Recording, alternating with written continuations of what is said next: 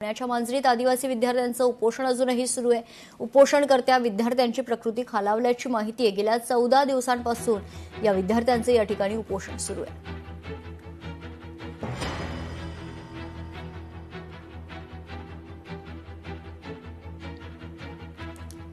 तर गेल्या 14 दिवसांपासून पुण्यातील मांजरीत आदिवासी विद्यार्थ्यांचे हे उपोषण सुरू आहे। सविस्तर माहिती जाणून घेऊयात। आपले प्रतिनिधी चंद्रशेखर भांगे आपल्यासोबत जोडले जात आहेत। चंद्रशेखरजी, खरं तर गेल्या 14 दिवसांपासून हे उपोषण सुरू आहे, हे आंदोलन सुरू आहे। विरोधकांचा पाठिंबा विद्यार्थ्यांना मिळतोय, मात्र काही उपोषणकर्त्या विद्यार्थ्यांची प्रकृती खालावल्याची माहिती समोर येते। चंद्रशेखरजी, काय सविस्तर अपडेट?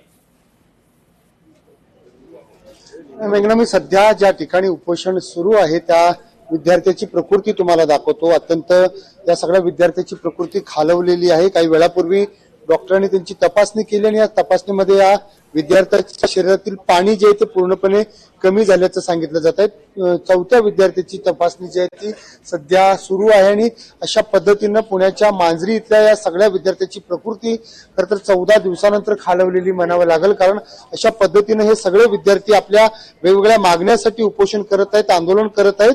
थेट आपण विद्यार्थ्यांशी बोलूया। काय सांगाल, 14 दिवस झालं म्हणजे खरं तर सरकारला लाज वाटली पाहिजे जर 14 दिवशी सुद्धा जर तुम्ही जर लक्ष देत नसाल सर। म्हणजे आपण बघितलं तर यांची परिस्थिती एकदम गंभीर झालेली आहे। यांचा जर काही जीविताचा धोका झाला तर याला जबाबदार कोण राहणार हा आमचा सरकारला प्रश्न आहे। आज आमचं शिष्टमंडळ चर्चेसाठी गेलेले आहे। आमची सरकारला शेवटची वॉर्निंग आहे, तुम्ही सकारात्मक चर्चा करा, अन्यथा हे आंदोलन खूप मोठं केलं जाईल आणि ते तुम्हाला जड गेल्याशिवाय तुम्हाला राहणार नाही। आपण बघू शकतो या विद्यार्थ्याच्या शरीरातील पाणी जे ते पूर्णपणे कमी झालं। काही वेळापूर्वी या ठिकाणी डॉक्टरांनी याची तपासणी केली आणि पूर्णपणे याचं वजन सुद्धा घटल्याचं सांगितलं जात आहे। अत्यंत गंभीर परिस्थिती या सगळ्या विद्यार्थ्याची आपल्याला पाहायला मिळत आहे। डॉक्टर चौथ्या विद्यार्थ्याची प्रकृती तपासत आहेत, त्याचंही शरीरातील पाण्याचं प्रमाण पूर्णपणे कमी झाल्याचं सांगितलं जात आहे। काय सांगशील मित्रा, परिस्थिती गंभीर आहे सध्या? सर, आज 14 दिवस झालं हे मुलं उपाशी आहेत। त्यांची कंडिशन दिवसेंदिवस खालावत आहे। त्यामुळे गव्हर्नमेंटने तात्काळ आमच्याकडे लक्ष देऊन आमच्या मागण्या मान्य कराव्यात, अन्यथा हे विद्यार्थ्यांशी आमचा संवाद झालेला आहे। ते म्हणतात की आम्ही कोणत्याही परिस्थितीत उपोषण सोडणार नाही जोपर्यंत आमच्या मागण्या होणार नाही। आपण डॉक्टरांशी सुद्धा बोलण्याचा प्रयत्न करूयात। काही डॉक्टर जे आहेत ते सध्या या सगळ्या विद्यार्थ्यांची तपासणी करत आहेत। काही विद्यार्थ्यांना पाणी पाजलं जात आहे। खरं तर 14 दिवसापासून हे सगळे विद्यार्थी उपोषण करत आहेत। त्यांच्या पोटामध्ये अन्नाचा कण नाही, पाण्यावरती हे सगळे विद्यार्थी उपोषण करत आहेत। प्रकृती आपण बघू शकताय अत्यंत खालवली। डॉक्टरांशी आपण बोलण्याचा प्रयत्न करूयात।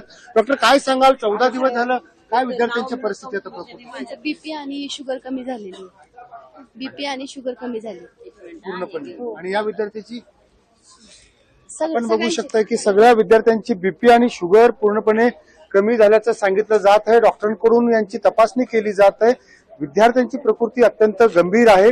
सरकारने या सगळ्या उपोषणावरती तोडगा काढावा अशी मागणी आता समोर येताना दिसत आहे। चंद्रशेखरजी, महत्वाचं म्हणजे आदिवासी विकास मंत्री अशोक उईके देखील या विद्यार्थ्यांची भेट घेणार होते। त्या संदर्भात काही अपडेट समोर आली आहे का? विद्यार्थ्यांशी संवाद साधण्याचा सरकारच्या वतीनं प्रयत्न करण्यात आलेला आहे का चंद्रशेखरजी?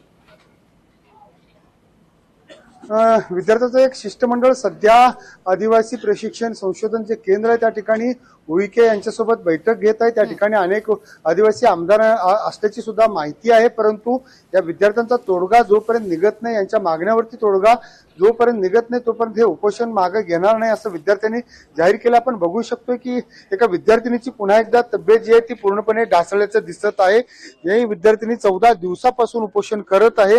या विद्यार्थिनीचं आपण बघू शकतो की पूर्णपणे तिची बीपी सुद्धा कमी झाल्याचं सांगितलं जात आहे। डॉक्टर तपासणी करत आहेत, परंतु सगळ्या या गंभीर प्रकरणामध्ये सरकार कधी जागं होतं हे पाहणं महत्वाचं असणार आहे। मेघना, निश्चित खूप खूप धन्यवाद चंद्रशेखरजी आपण दिलेल्या सविस्तर अपडेटसाठी। तर काही आंदोलक विद्यार्थ्यांची प्रकृती खालावल्याची अपडेट समोर येते आणि काही वेळातच खरं तर हे जे शिष्टमंडळ आहे ते सरकारशी संवाद साधणार असल्याची माहिती आहे।